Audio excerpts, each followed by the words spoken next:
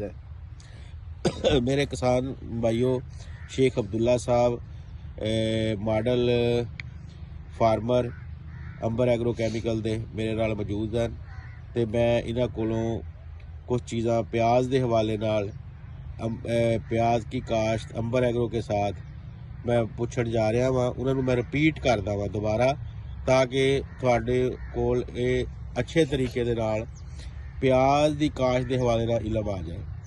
तो अब्दुल्ला साहब जिहड़ा कुछ आपां दस्सिया है शुरू तो लाके कि प्याज नूं गोडी चौकी चंगी कर लैनी आ, इनू आ बीमारियां लगनियां ने, शेख रजवान साहब ने दस्सिया है तो उन्होंने प्याज किस टाइम देना, इनू जरा मुख्तसर दोबारा एक दफ़ा दोबारा मैनू दस दिओ ताकि जिमीदारां नूं जरा अच्छी तरह याद हो जाए।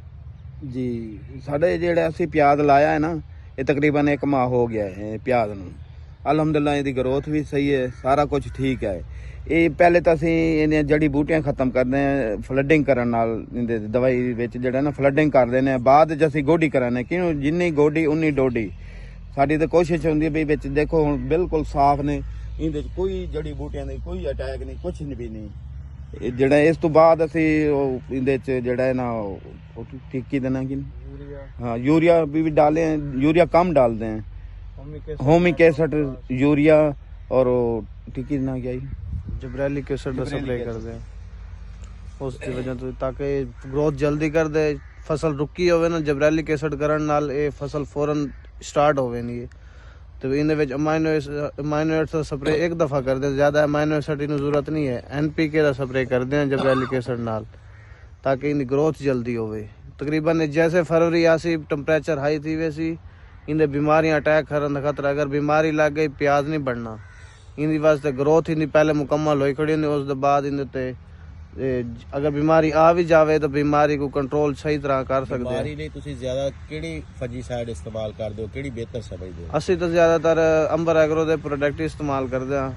ਉਹਨਾਂ ਦੇ ਵਿੱਚੋਂ ਤੁਸੀਂ ਉਹਨਾਂ ਦੇ ਵਿੱਚੋਂ ਅਸੀਂ ਇਹ ਕਸੋਗਾਮਾਈਸਿਨ ਔਰ ਕਾਪਰ ਆਕਸੀਕਲੋਰਾਈਡ ਉਹ ਵੀ ਇਸਤੇਮਾਲ ਕਰਦੇ ਹਾਂ, ਔਰ ਇਜ਼ੋਨਿਲ ਵੀ ਇਸਤੇਮਾਲ ਕੀਤੀ ਹੈ।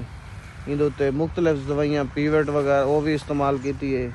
ਹੁਣ ਅਸੀਂ ਅੱਜ ਕੋਈ ਇਜ਼ੋਨਿਲ ਦਾ ਸਪਰੇਅ ਕਰ ਰਹੇ ਤਾਂ ਕਿ ਇਹਦੀਆਂ ਬੁੱਖਾਂ ਖੜੀਆਂ ਹੋ ਵਜਣ, ਫਰੈਸ਼ ਹੋਵੇ ਸਨ। ਇਸ ਤੋਂ ਅੱਗੇ ਸ਼ੇਖ ਸਾਹਿਬ ਜਿਹੜਾ ਤੁਸੀਂ ਦੱਸਦੇ ਹੋ ਕਿ ਪੋਟਾਸ਼ ਦਾ ਮਰਹਲਾ ਜਿਹੜਾ ਜੀ ਪੋਟਾਸ਼ ਦਾ ਜਿਹੜਾ ਮਰਲਾ ਇਹ ਜਦੋਂ ਇਹ ਬਲਬ ਨੁਮਾ ਹੋਏਗਾ ਨਾ ਫਿਰ ਇਹਨੂੰ ਪੋਟਾਸ਼ ਪਾਵਾਂਗੇ।